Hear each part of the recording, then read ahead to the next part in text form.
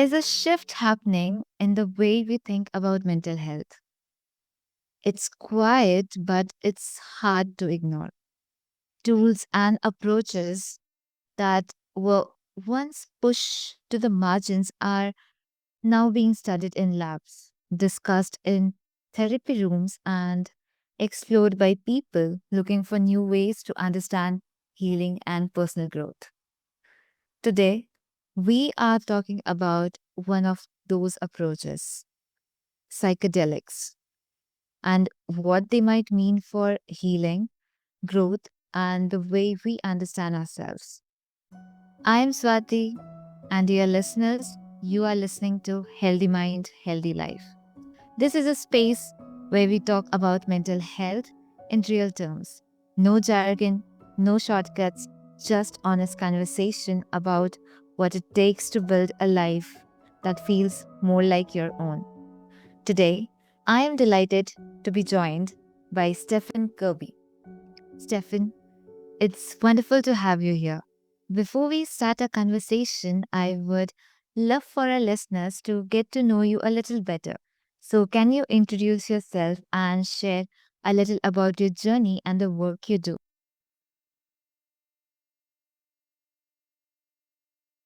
Yeah, my name's Stephan Kerby. I am an intern and therapist. I am a psychedelic practitioner, an integration specialist, a teacher and trainer at the Mindscape Psychedelic Institute. And I guess a simple way of framing it is I've just been fascinated with the psychology of human transformation. I have a traumatic experience happen to me, and or you could look at it as like why can two people go through a similar experience and one spends decades suffering while another grows from it? And, sitting with that question every year has just really led me into, again, the psychology, trauma informed care, and psychedelic facilitation. And, where's an overlap between psychedelic experiences and psychedelic therapy versus what we would call now traditional therapy? Thank you so much, Stephan. So, let's start with something I think a lot of people might be wondering about. When people hear the word psychedelics, there's often a lot of baggage that comes with it. Decades of stigma, fear, and sometimes curiosity mixed with caution. So, what do you think is the biggest misconception people have about psychedelics, especially when it comes to mental health and personal growth?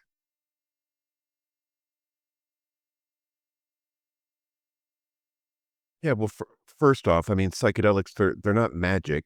Uh, they're what I would call an amplifier. So they can show someone an entirely different way of relating to themselves. And then people actually have to live that way, right? It's like getting a new prescription for your glasses, right? So you get a new prescription for your glasses. Suddenly you could see a little bit more clearly. You still need to walk through life wearing those glasses. And I think that's the integration aspect of it. But I think many of the kind of preconceived notions around what psychedelics are, at least here in the States. They were established back in the 60s and 70s with hippie culture and LSD and they've a lot of the press that they've got around them, either from the government or just in general, of like these are bad, these are causing harm to people. But yet, what we see is a mental health crisis, again, at least here in the States, that's beyond anything that we could have imagined. And traditional, you know, medicines from us, pharmacologically aren't having an impact on people the way that we thought they would.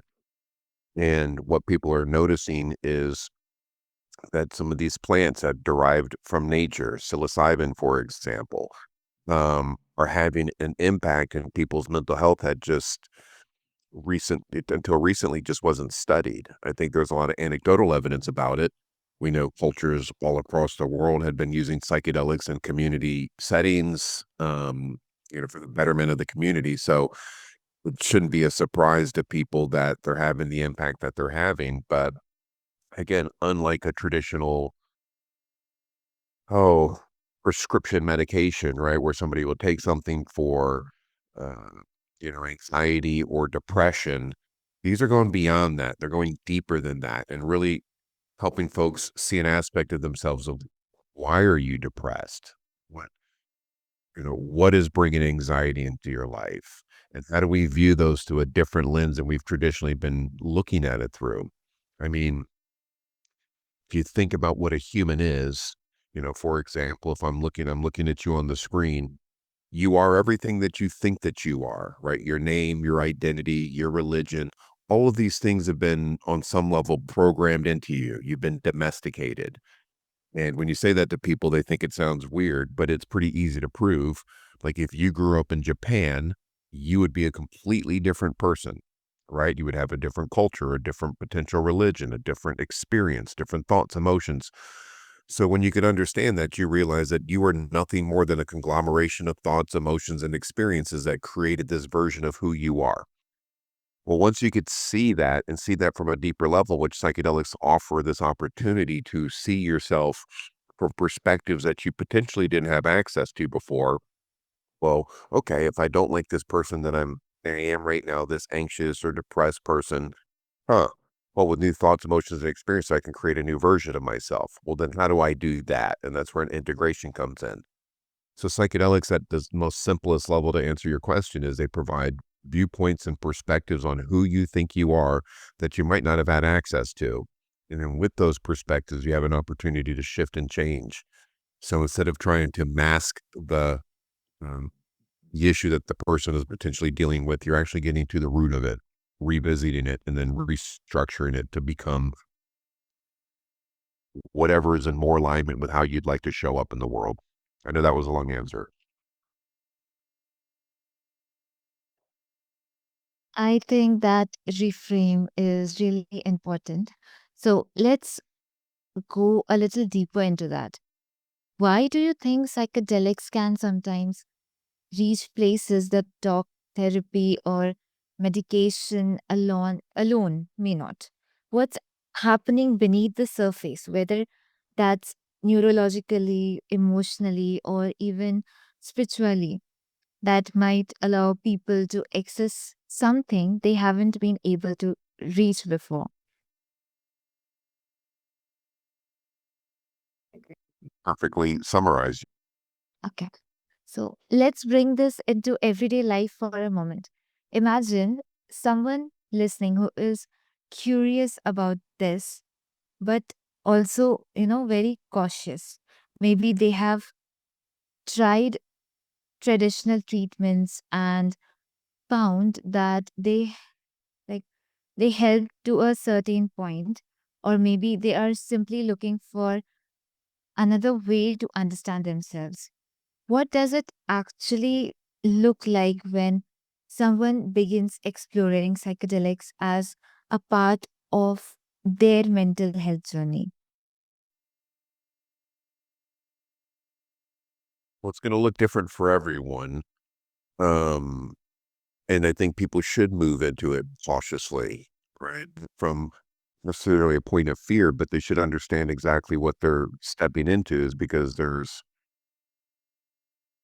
they could be potential side effects, not in the sense like, not in the common sense of side effects, but in the sense of as you start viewing your life differently, for a lot of folks, there's this deep drive to start changing how they're living, and, that could be viewing how your work life is like, your family life is like, what do you do for recreation? So all these things start being viewed through a completely different lens. And the side effect of that could be, I don't want to live like this anymore. I think that's a positive side effect for most people. But it's there. So it can really create some disruptions in some people's lives. But a lot of people that I talk about that or talk with that have any fear of stepping into a psychedelic space, right? Like I've tried all these things, as you mentioned. I've tried traditional talk therapy. I've tried some medications. It's not working. I don't know if I should do that. Well, you don't have to. You can continue living the life that you've been living. That obviously doesn't feel congruent or happy is a simple term, right? So you're not living a life that you want to live. You can keep doing that for the rest of your life too. So there's risks to that. Or you could take the risk of, look, I'm going to try something that people have used for thousands and thousands and thousands of years to, again, show me what I am from a different perspective, give me a little bit more information of how I'm thinking, how I'm showing up in the world. Um, so for me, if somebody is interested or considering stepping into the psychedelic space, especially for, mental health, and that's not the only reason people step into it. A lot of people are what I would call the worried well. There's nothing necessarily wrong with them, but they're just not content. They're not happy. They're not living their life to the fullest extent that they would like to live it for. But if you're stepping into it for mental health, yeah, find somebody that's trained, find somebody that's qualified, have these questions with them. They'll give you all of the informed consent and let you know what the probabilities or possibilities that could take place in the space are. If you're living a life and you have been living a life that you're unsatisfied with, and getting up and going to work is a challenge, spending time with your family and being present is a challenge, and life is just ticking by, what's the risk? Right? Like, why wouldn't you try something different? And that's why I tried something different. I'm like, I can continue to do this and I have all the success that the world would say, why would you be unhappy? Right? Well, I was. So I could continue to do that, or I could take a chance and do something different. And what we're finding is people from all walks of life. I've served politicians, lawyers, accountants, construction workers, teachers, right? I've sat with people that would have never stepped into a psychedelic space traditionally. They got to a point where they're like, I don't want to continue living like this, so I'm going to try something different. And what we see statistically and from all the research is, there's a high probability or high opportunity that this is going to shift how you live your life in a positive way. So if you can let old stigma prevent you from doing that, that's okay. You can continue living the life that you're living now and see how that works for you. Or you can take a chance. That's such an interesting distinction. So let's talk about what happens afterward, because I think that's a part of the conversation people don't always hear enough about. Someone has a powerful or meaningful experience, and then suddenly they're back in everyday life, the same job, the same, relationships, the same responsibilities. So, how do you help someone bridge that gap between what they experienced and the life they are returning to? Yeah, that's the term integration, which I'm sure you've heard of and lots of people have heard of. It's pretty common in the psychedelic space. It's like, how do you integrate or take this experience that you had and weave it into your day-to-day life to hopefully provide some level of improvement? I think without integration, the majority of the experiences will fade. But with really good integration over an extended period of time, it's again, you're taking this either an insight that you got from the experience. I'm connected to nature. I'm connected to everything around me. I want to be more mindful of that as I walk through the world. Okay. You could have that like intellectual understanding, right? Okay. So you've got the understanding of it. How do you live from that? And that's where the practices come in. And there's lots of different, you know, methods for integration.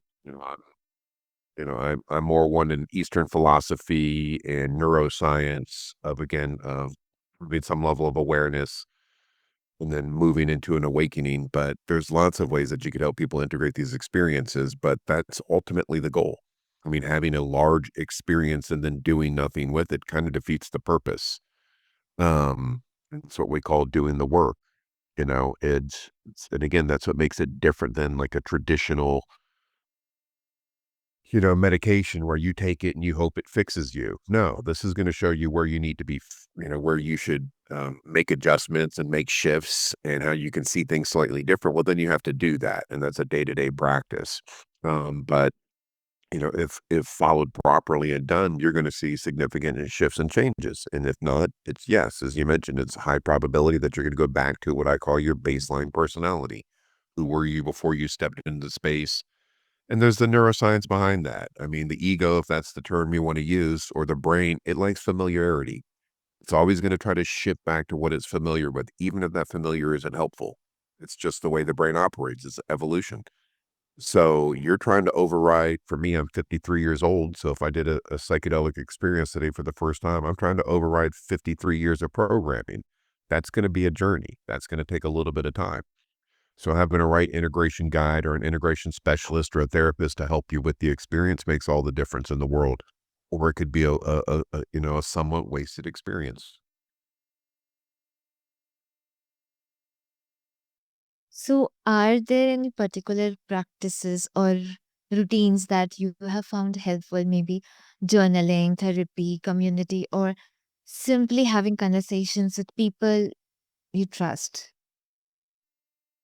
I think it could encompass everything that you just said. I think, even the term, which we talked on earlier, like traditional therapy, like what we're doing right now, at least here in the States, that we call traditional therapy, it's not traditional therapy.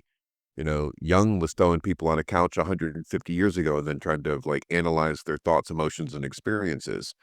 Thousands of years before that, people were using these medicines in a community setting.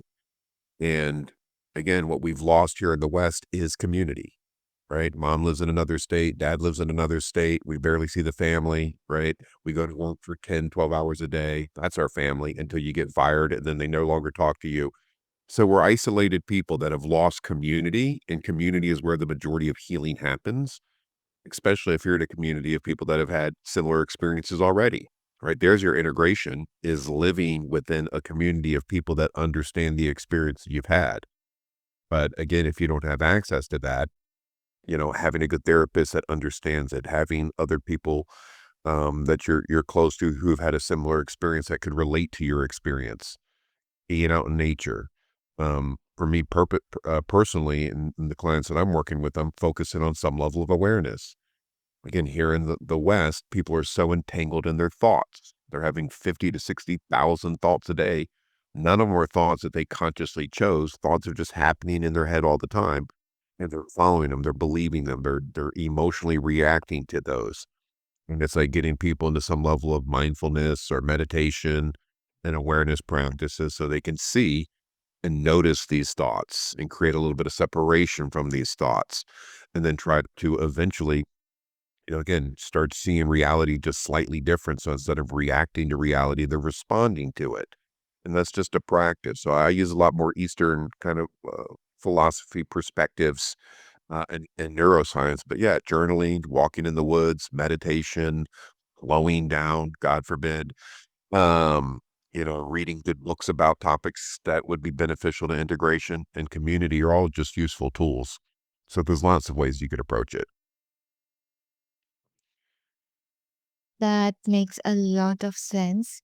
So, as we know, like none of this is a straight line. People can have breakthroughs and then they can have setbacks. Old patterns can come back. Life can get difficult again.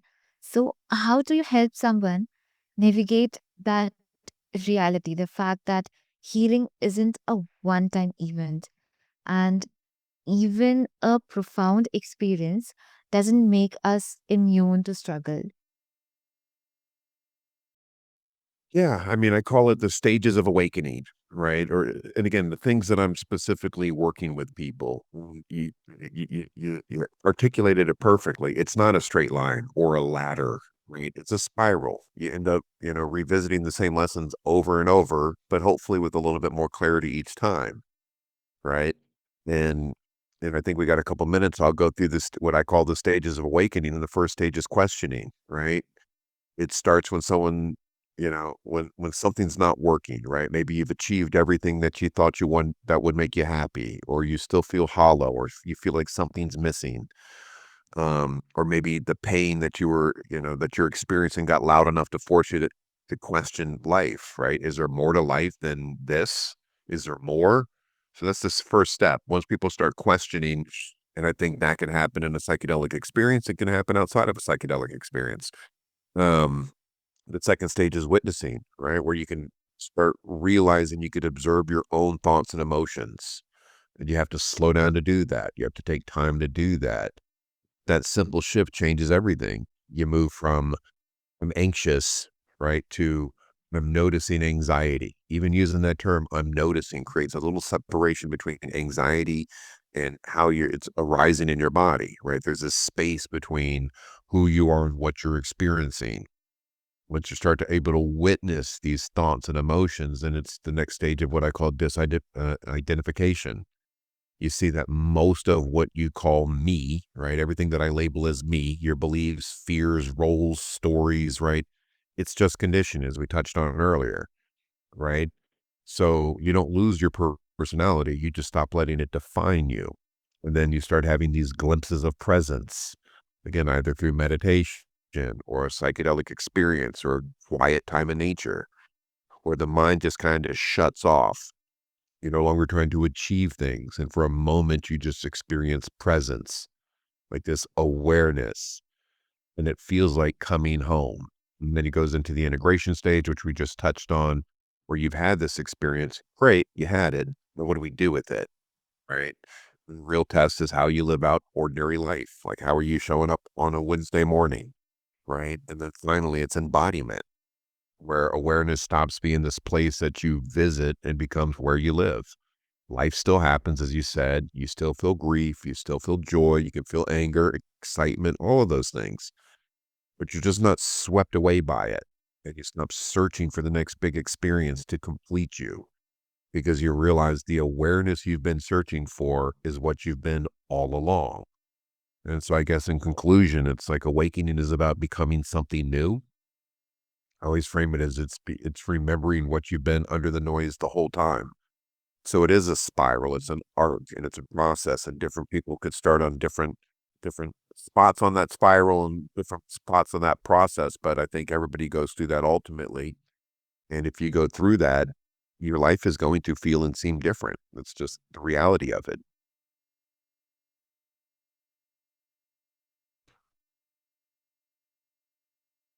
I think that something we don't talk about enough. Healing isn't about never struggling again. It's all about having more awareness, more tools, and perhaps a greater capacity to meet ourselves with compassion when life gets hard. So, Stefan, what's that one advice you want to give to our listeners?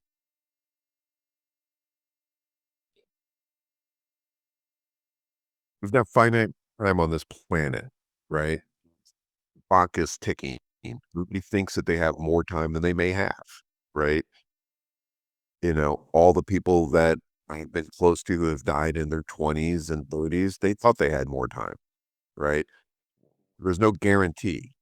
So, sure, we could talk about reincarnation, karma, past lives. Maybe. They're all maybes to me, depending on your kind of spiritual perspective. But we have this opportunity right now to live on this planet and try to enjoy or find some level of contentment in this reality while we're here. And hopefully to share that with other people. So if you're not content, if life is a day-to-day struggle for you psychologically, mentally, emotionally, do something about it, right? Like the amount of people I meet that have struggled for 10, 15, 20 years, it's like, what are we doing? You're not guaranteed that time, right? So finding, I don't even want to say joy in the present moment. I think that's another myth here in the West because we've got so much sometimes. It's like I need to be happy all the time. I'm not happy all the time. It's like that's not how the whole world lives. Like where we got to be this like joyous, happy. Can you be content? Can you just be at peace? So stop striving necessarily for happiness and stop striving to not feel disappointment. That's part of the emotional experience.